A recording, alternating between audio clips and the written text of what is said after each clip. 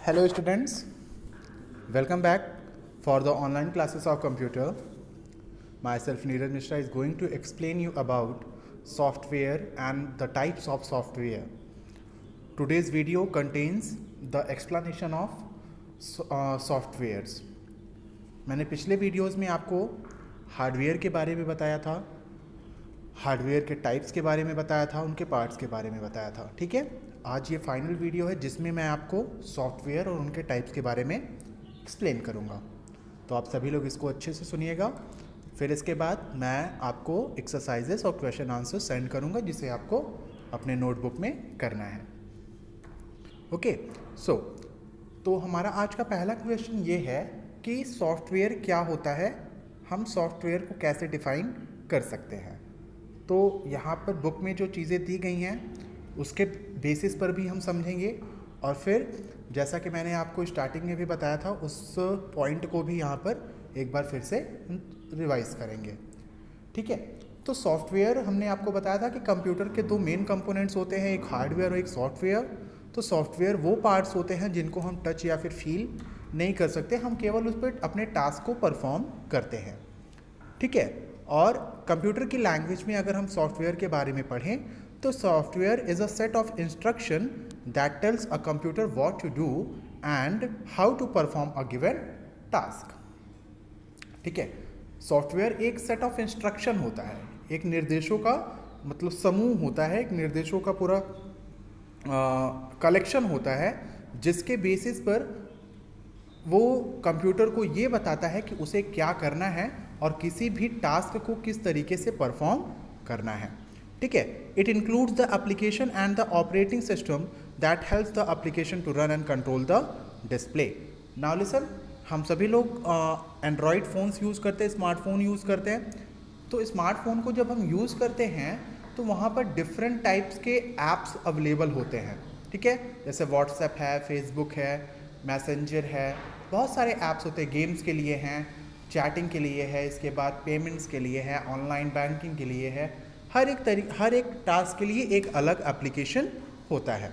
ठीक है, और उन एप्लीकेशंस को कंट्रोल करने के लिए एक ऑपरेटिंग सिस्टम होता है. ठीक है, जैसे हम लोग अगर एक स्कूल का एग्जांपल लें तो स्कूल हमारा पूरा कंप्यूटर है और उस स्कूल में जो टीचर्स हैं वो क्या हैं, या फिर हम क्या टीचर्स क्या हैं sorry, they are application, they are just as like application. और उन एप्लीकेशंस को कंट्रोल करने के लिए, उनको मैनेज करने के लिए देयर इज़ अ प्रिंसिपल. ठीक है, तो इसी तरीके से किसी भी कंप्यूटर सिस्टम में हर एक टास्क को, जैसे आप सपोज करिए पेंटिंग अगर आपको करना है तो आप MS पेंट को यूज़ करते हैं, टाइपिंग करना है तो MS वर्ड को यूज़ करते हैं, नोट पैड को यूज़ करते हैं, वर्ड पैड को यूज़ करते हैं. गेम खेलना है तो अलग अलग तरीके के एप्लीकेशंस हैं, हर एक गेम का एक अलग एप्लीकेशंस होता है. ठीक है, ये सारी चीज़ें कंप्यूटर सिस्टम में या फिर आपके स्मार्टफोन में अवेलेबल होते हैं, लेकिन उनको कंट्रोल करने का काम कौन करता है, आपका मोबाइल, आपका जो एंड्रॉयड सेट होता है. जैसे कि एंड्रॉयड भी हमारा क्या है, एक ऑपरेटिंग सिस्टम ही होता है. ठीक है, तो इस तरीके से सॉफ्टवेयर दो तरीके, मतलब सॉफ्टवेयर भी दो पार्ट्स में है, एक एप्लीकेशन, एक ऑपरेटिंग सिस्टम होता है. एप्लीकेशन के थ्रू हम किसी भी टास्क को परफॉर्म करते हैं और उस एप्लीकेशंस को कंट्रोल करने के लिए एक ऑपरेटिंग सिस्टम होता है. ठीक है, now listen the types of software. Types of software कौन कौन से होते हैं? There are mainly two types of software. First one is system software and the another one is application software. System software क्या होता है? It controls the overall functionality of the computer. It enables a machine to accept and run other application programs. Operating system is the main example of system software. Besides it, some other examples are. Now listen, जो system softwares होते हैं ये computer के overall function को control करते हैं. Overall function it means कि जब आप कंप्यूटर सिस्टम को ऑन करिए तो देखिए वहाँ पर विंडोज़ XP, विंडोज़ 8, विंडोज़ 10 ये सारी चीज़ें लिख करके आती हैं. तो एक्चुअली में क्या है कि उस पूरे कंप्यूटर सिस्टम को मैनेज करने का काम कौन कर रहा है? विंडोज़ 10. ठीक है, तो वो विंडोज़ 10 उस कंप्यूटर सिस्टम का सिस्टम सॉफ्टवेयर है. It enables the machine to accept and run other application programmes.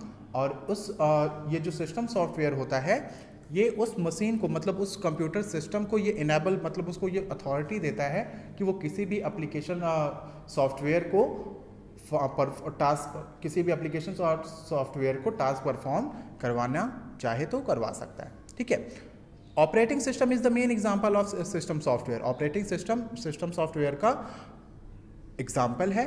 इसके अलावा भी बहुत सारे एग्जाम्पल्स होते हैं, जैसे Microsoft Windows, Unix, Linux, DOS etcetera. The last topic is application software. It is a type of software that performs specific tasks. There are different types of application softwares that help us in doing specific types of tasks like painting, playing games, listening to music. These can be further classified into general purpose software and specific purpose software. Now listen, जो application softwares होते हैं ये एक special type के softwares होते हैं जो कि एक पर्टिकुलर स्पेसिफिक टास्क को परफॉर्म करने के लिए डेवलप किए जाते हैं। ठीक है। इनका काम भी स्पेसिफिक टास्क को परफॉर्म करना होता है। जैसे अगर आपको पेंटिंग करना है तो पेंटिंग सॉफ्टवेयर पे जाएंगे, टाइपिंग करना है तो टाइपिंग सॉफ्टवेयर पे जाएंगे, इसके बाद गेम खेलना है तो गेम्स के सॉफ्टवेयर पे जाएंगे, गाने सुनने हैं, म्यूज़िक सुनने हैं तो म्यूज़िक सॉफ्टवेयर पे जाएंगे। तो इसका मतलब ये है कि आपका जिस तरीके का काम होगा उसके लिए एक अलग सॉफ्टवेयर होता है, उसे ही हम क्या बोलते हैं, एप्लीकेशन सॉफ्टवेयर बोलते हैं। एप्लीकेशन सॉफ्टवेयर को दो और कैटेगरीज में डिवाइड किया जाता है, general purpose software and specific purpose software. General purpose software क्या होता है कि जनरली जो ऐसे सॉफ्टवेयर जिनको सब लोग यूज़ करते हैं। ठीक है। और स्पेसिफिक पर्पस सॉफ्टवेयर क्या होता है कि किसी एक स्पेसिफिक टास्क को कंप्लीट करने के लिए जिन सॉफ्टवेयर्स को डेवलप किया जाता है उनको हम स्पेसिफिक पर्पस सॉफ्टवेयर बोलते हैं। ठीक है। अब इसके बाद ये चैप्टर आपका फिनिश होगा।